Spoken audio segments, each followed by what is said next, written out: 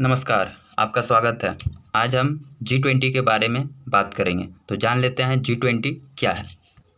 G20 की स्थापना 26 सितंबर 1999 में एशियाई वित्तीय संकट के बाद वित्त मंत्रियों और केंद्रीय बैंक के गवर्नरों के बीच वैश्विक आर्थिक और वित्तीय मुद्दों पर चर्चा करने के लिए एक मंच के रूप में की गई थी। G20 के बारे में जान लेते हैं। G20 ग्रुप ऑफ 20 अंतर्राष्ट्रीय आर्थिक सहयोग का एक महत्वपूर्ण मंच है। यह सभी प्रमुख आर्थिक मुद्दों पर वैश्विक संरचना और अधिशासन निर्धारित करने तथा उसे मजबूत करने में महत्वपूर्ण भूमिका निभाता है।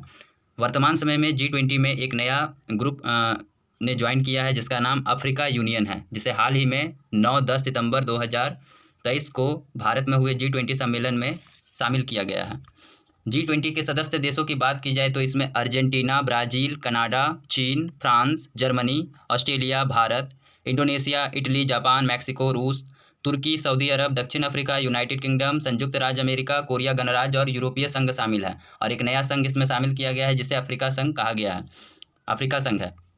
G20 जो भारत में होने वाली है उसमें ये जितने भी गणमान्य हैं ये सभी आने वाले हैं, जिसमें अर्जेंटीना के राष्ट्रपति, ऑस्ट्रेलिया के प्रधानमंत्री, ब्राज़ील के राष्ट्रपति, कनाडा के प्रधानमंत्री, चीन के राष्ट्रपति तो नहीं आए इस बार, वहाँ के प्रधानमंत्री शिरकत करेंगे, फ्रांस के राष्ट्रपति, जर्मनी के चांसलर, भारत के तो प्रधानमंत्री, भारत तो इसकी अध्यक्षता ही कर रहा है, जापान के प्रधानमंत्री, मैक्सिको के राष्ट्रपति, यूरोपीय संघ के अध्यक्ष, इंडोनेशिया राष्ट्रपति, इटली के प्रधानमंत्री, कोरिया गणराज्य के राष्ट्रपति, रूस के राष्ट्रपति इसमें इस बार नहीं आएंगे, उनके जगह वहाँ के विदेश मंत्री शिरकत करेंगे, सऊदी अरब के किंग, दक्षिण अफ्रीका के राष्ट्रपति, अमेरिका के राष्ट्रपति, यूरोपीय संघ अध्यक्ष के चार्ल्स मिशेल, तुर्की के राष्ट्रपति, यूके के प्रधानमंत्री G20 में शामिल होने वाले हैं।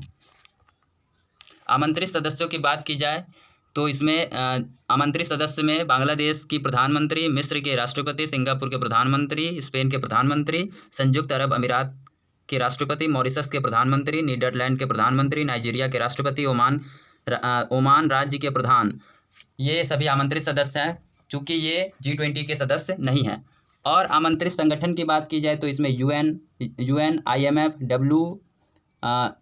WB, WTO, WHO, ILO इत्यादि संगठन इसमें शिरकत करने वाले हैं और कुछ क्षेत्रीय संगठन भी इसमें शामिल होने वाले हैं, जो कि AUDA, NEP, AD, आसियान, इन सभी को भारत ने आमंत्रित किया है।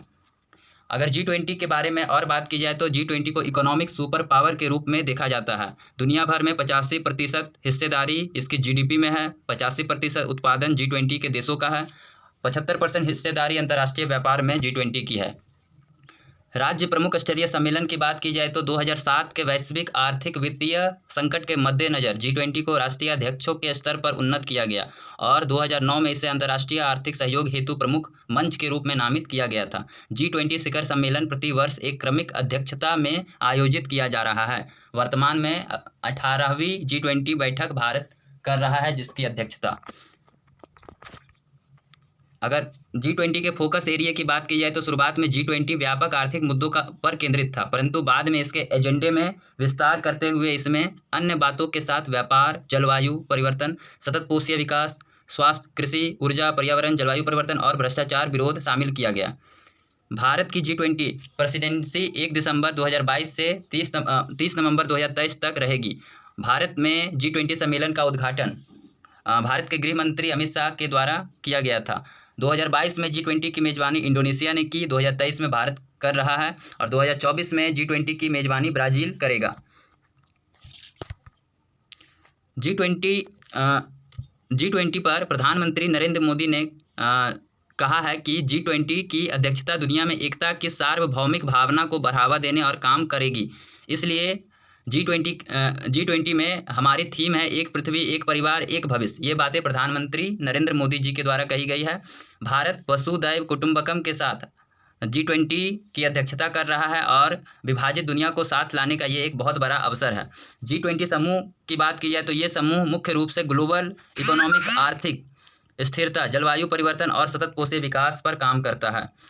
G20 में भारत इन मुख्य मुद्दों पर फोकस कर रहा है, जिसमें महिला सशक्तिकरण, digital public infrastructure, circular economy, global food security, fight against economic crime, health, agriculture, tourism, climate financing, crypto asset, taxation and metaverse, NFT इसमें शामिल हैं।